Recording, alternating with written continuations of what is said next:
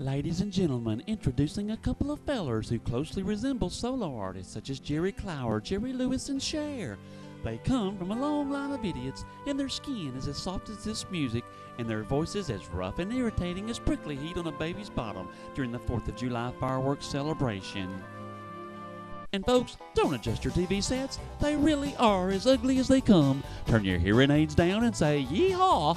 Here are the fellers formerly known as Filling in the Blank, Slim and Jim. Hello, my name is Slim. And I'm Jim. And together we are Slim and Jim.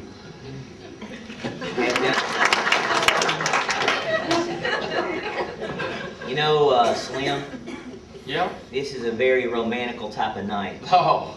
You know, it was a night just about like this one, about this time of the year when Weldon and young Patricia came to Nashville for the first time and came from Parsons, and they went to the mall here in town. At the mall? The mall, you know, and they were from the country and they never had really seen a lot of things, you know, from where they were coming, and they got all excited. Weldon ran into the first bookstore that he saw and started looking at stuff, and they were with some friends, so Patricia and the rest of them kind of moved on down the mall, and she was looking at this strange little room with these doors in it. And well, what it was, she'd never seen an elevator before. And so she was standing there, and she saw this little room, and these doors swung open, and this little kind of sawed-off, kind of ugly little guy walked in there, and the doors shut back together, and a few lights lit up, and there was this little bell that went ding, and the door opened, and this big, strong, handsome, fine-looking guy came walking out. And Patricia turned to those friends, and she said, "I want you to go find Weldon and find him fast." It works. Well, It really works. you know, the word is that Weldon is retiring, and they're moving to West Tennessee. West Tennessee? That's right, West Tennessee. But I happen to know that it wasn't a retirement. Weldon got fired. Oh. And not many people know this, but for about the last 10, maybe 15 years, Weldon had been using hug and howdy time to pick people's pockets. That's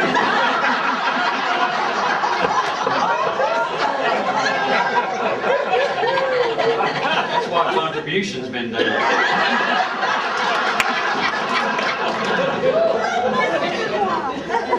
So, you know, we were talking about how he was going about getting all these funds, these extra funds, and I decided to write a little ditty about it. All right, little ditty. It's hug and howdy time. It's hug and howdy time. Don't wonder Weldon's way. He'll really make you pay. Weldon is stalking you. He'll squeeze you till you're blue. No use to run away. He'll tackle you today. It's hug and howdy time. It's hug and howdy time. Hope Weldon took his bath. How long can one hug last?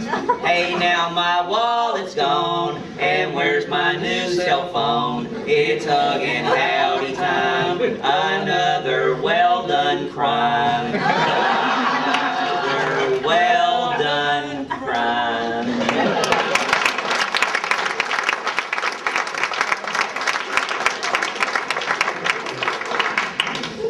Well, you know Weldon's losing it, don't you? Oh, yeah. You know, about last 2 or 3 years, he's been hiding his own Easter eggs. It's bad. It's bad. The other day, you know, he asked Patricia, where are my eyeglasses? And she said, they're right there on your nose, honey. And he said, can you be more specific? It's getting bad. That's getting real bad. Well, it's been quite known that he's been having trouble making announcements for several years, too. Bless his heart. He never gets them right, and sometimes it's embarrassing, especially with the visitors who don't know better. And so I wrote a little ditty about that. Another little ditty. Got to think of the tune, and we'll be ready to go. Oh no, look, it's Weldon, he's climbing up the stage. I think he is crazy, or maybe it's old age. His facts and his figures, they're wrong or now they're old. When Weldon makes announcements, the truth won't be told.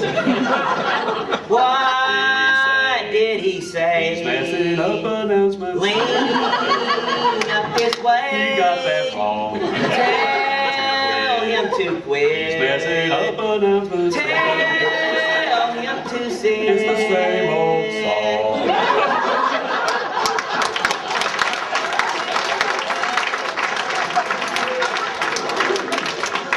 Good news is there's more.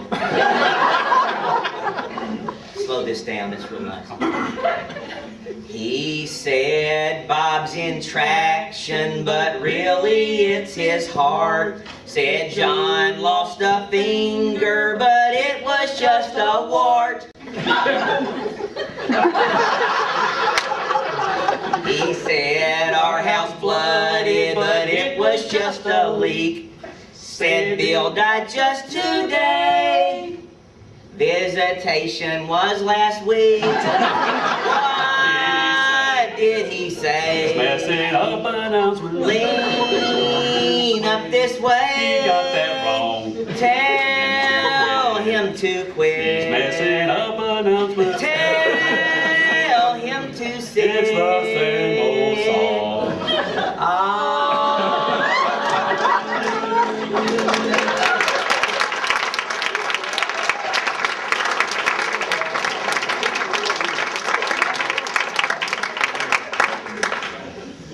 You know, he's getting a little senile. What? We talked about that. He's Yeah. getting senile and he's getting old. His hearing's starting to go. What? I say Weldon's hearing is starting to go. Oh. Patricia was telling me that he thinks it's her. And he came up to her, he was behind her at the house the other day, and he says, honey, can you hear me? And then he walked up a little closer and he said, honey, can you hear me? He nodded his head, he got a little closer and he said, honey, can you hear me? Then he got right up behind her and he said, honey, can you hear me? And she said, for the fourth time, yes, I can.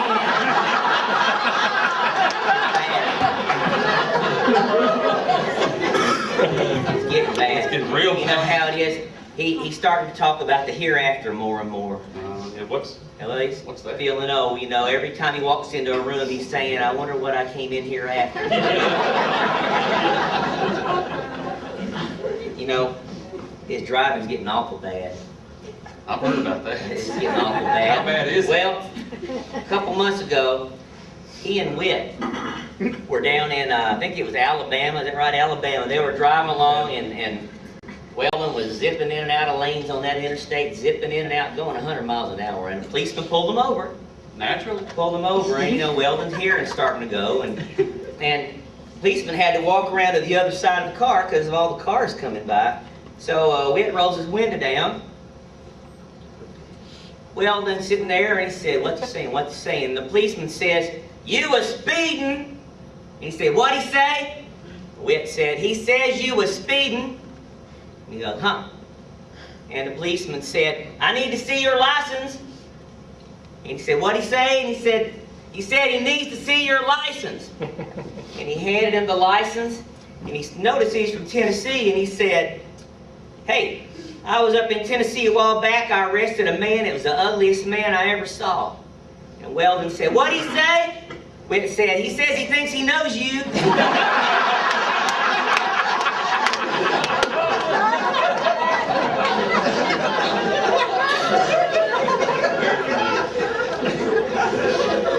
It really happened. That's a true story.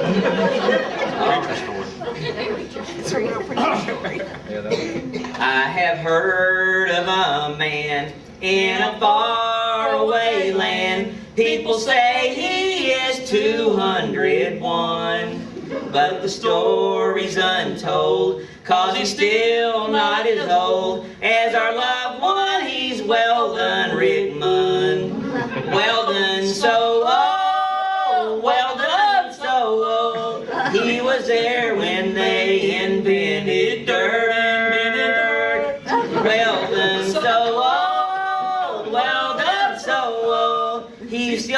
here, he just ain't too alert. Weldon's old as the hills, combs his hair just for thrills. Peer pressure, there'd have to be none. Back when he got his start, people say he was smart. Went to high school with Joshua, son of Nun. Weldon's so old, Weldon's so old. He was there when they invented dirt.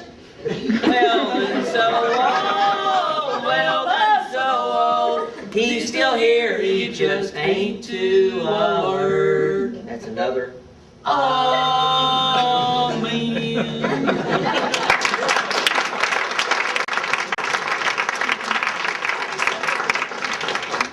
Slim, I don't even know.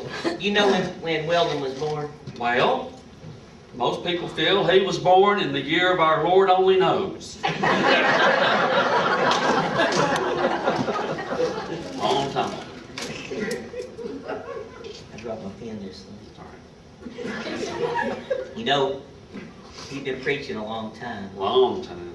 But Tricia was telling me about how she used to give signals to him when he was first starting out to try to help him along. And story goes that he would start preaching and he would look over there and she'd start like going like this, you know, and he'd know he's supposed to speed it up.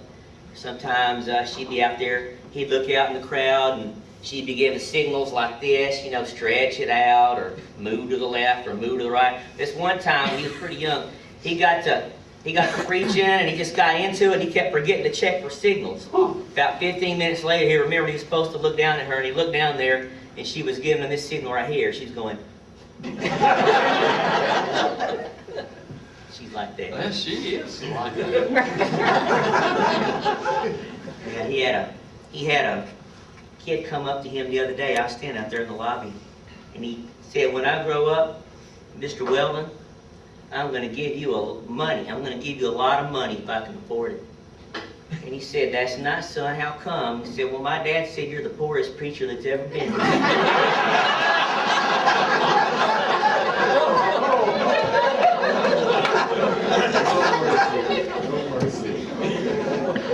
What do you mean by that? You got a line right Hey, there. oh, that's my line right there. Slim. You know, Jim, Weldon is a terrific preacher. That's right. And at the end of every sermon, there's a great awakening. There is a great